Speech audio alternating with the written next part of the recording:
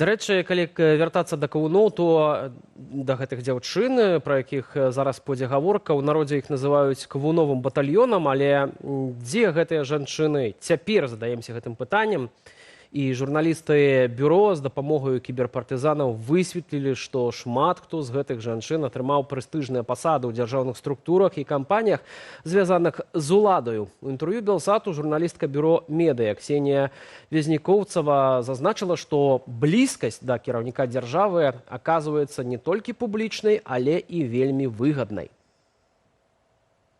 Все мы взрослены и воспитаны в тех условиях, когда белорусская власть авторитарна, когда место женщины заранее предопределено в белорусском социуме. Это подчеркивал не раз и сам Лукашенко своими высказываниями вот про вот это вот почистить копыта. Женщина не должна быть у власти, она должна быть каким-то, как сумочка, аксессуаром, который подчеркивает там властного и влиятельного мужчину-политика. Да, то есть вот это вот как бы место женщины в обществе и в политике, да, то есть она должна молча стоять, выполнять какие-то сервисные функции, быть просто какой-то такой условно красивой вазой. Здесь мы конкретно в нашем расследовании демонстрируем то, что они попадают на высокие должности, да, государственные, в частности, главный советник в администрации Лукашенко, да, или в какие-то фирмы кошельков Лукашенко, да, абсолютно не по своим каким-то профессиональным навыкам, не за свои знания, компетенции там, или остроту ума,